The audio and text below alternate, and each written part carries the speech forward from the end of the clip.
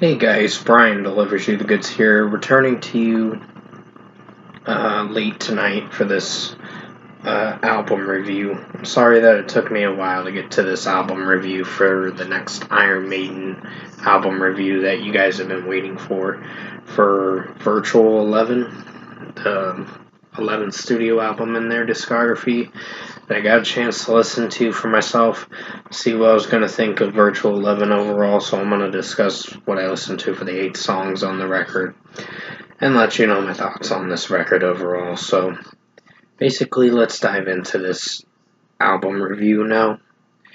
It starts with Future Real, which is a pretty bad song, by the way. I think the way Blaze Bailey is singing this track sounds cringy as fuck. So this is a pretty bad track. So it's a 2 out of 5 material for sure.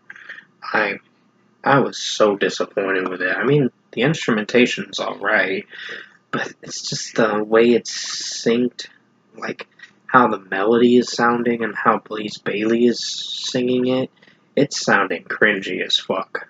So 2 out of 5 for this track. This song sucks, honestly. Um, The Angel and the Gambler is another bad track. It's a little bit of a step up, but it's still bad of a track. So it's a 2.5 out of 5 because Blaze Bailey's singing in it drags out for the whole song drags out for 10 minutes and it's kind of cringy as fuck. Kind of goes nowhere, honestly. So another disappointing track that I was not a fan of. Because the instrumentation was following along with the song melody, but it just wasn't connecting this track with Blaze Bailey's singing performance. So yeah, 2.5 out of 5. Lightning Strikes Twice is pretty bad of a song. I'd give it a 1.5 out of 5 for this one. This one, it had an interesting start, but then it got very bad with the rest of the song as it progressed. So it's not a great song, honestly. I mean, granted, I was trying to like this, but I just didn't see anything great to come back to with this song. It was terrible as fuck. So, thumbs down. Fuck this track. Lightning Strikes Twice is the worst Judas Priest song on this record. Or Iron Maiden track. I don't know why I'm saying Judas Priest. Still thinking that it's the Judas Priest Marathon Studio album reviews that I was doing back in May and finishing up in June. I'm so sorry that I mentioned that. Please forgive me on that. The worst Iron Maiden track to recorrect myself that I listened to on this record overall. Next is The Klansman. This is another bad track I just can't get on board with. The way Blaze Bailey sings this track sounds cringy. And even in the last track, his vocals were very cringy as fuck in that song, too. But this one just was a little better, but not a great highlight to the record. Pretty much it's a 2.25 out of 5 for me for this track. It sucks, honestly. When Two Worlds Collide is a bad song, and I just wasn't really feeling for this track overall. I was really hoping this would have entertained me, but I was left in disappointment with this track, with how Blaze Bailey was singing this track overall. So, and the instrumentation was kind of mediocre. So 2.5 out of 5. The Educated Fool is a disappointing track. At least the last few songs are disappointing, but they're a bit of a step up from the heinous mess of a beginning of an album, for the first 4 songs being the worst tracks on the record. Well, first 5 songs, technically. But overall, I think it's a 2.75 out of 5 for me for The Educated Fool. It's a disappointing track. It's got some interesting guitar work and drum work. And overall, Blaze Bailey's singing did alright for the most part. So yeah, it's a 2.75 out of 5 for me. Don't Look to the Eyes of a Stranger is kind of just a disappointing track too. This track tried, but it just failed in the execution. 2.5 out of 5 for this one as well. I was very disappointed and displeased with this track with how Blaze Bayley was singing it. And it got repetitious for how lengthy the track was too, by the way. There was quite a bit of lengthy songs on this record that extended this album longer than it should have been, but honestly, this is what we're getting for Virtual 11, so yeah, 2.5 out of 5. And finally, Como Estas Amigos is the closing track to the record. It's a disappointing one. It's not a great one. It's probably, I guess, as a disappointing track, it's one of the tolerable disappointing tracks, but it's annoying too at times.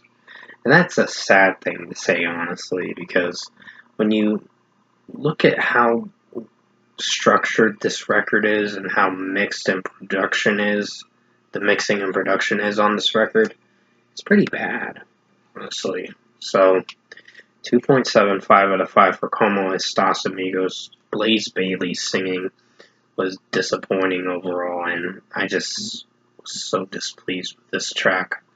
So 2.75 out of 5.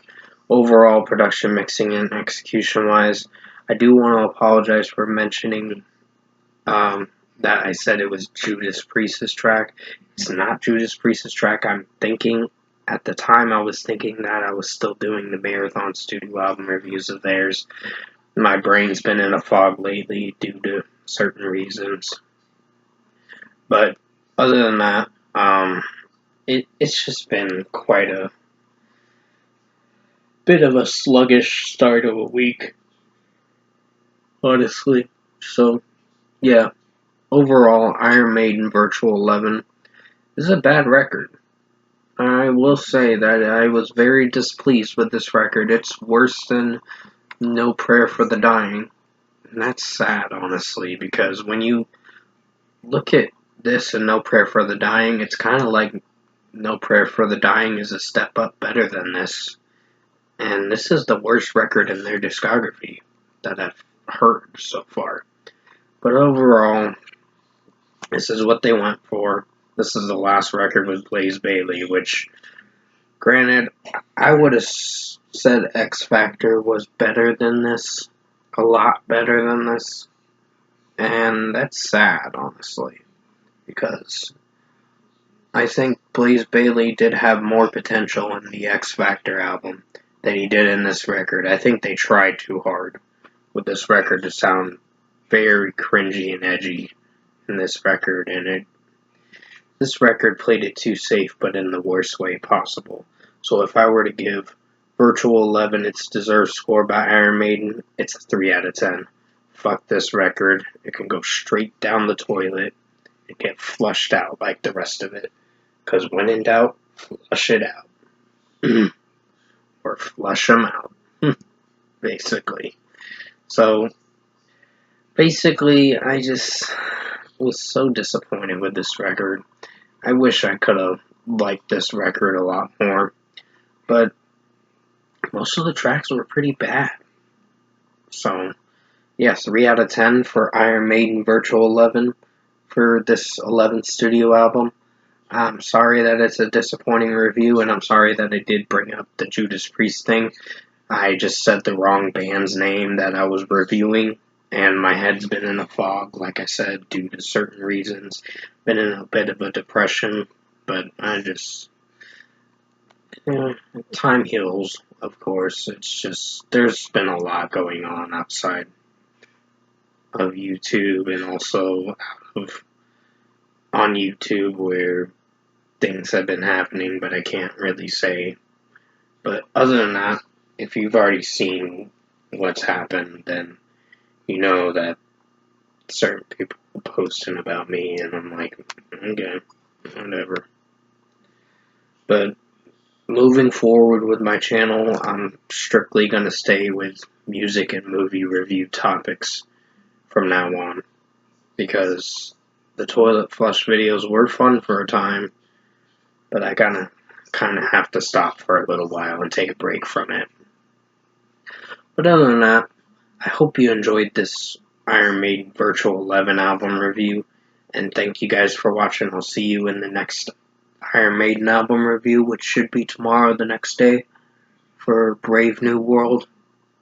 And until then, I'll have some Icy Stars members only reviews and some other videos coming out soon. But until then, I appreciate you guys watching this Virtual 11 album review. It's a 3 out of 10 for Iron Maiden's Virtual 11.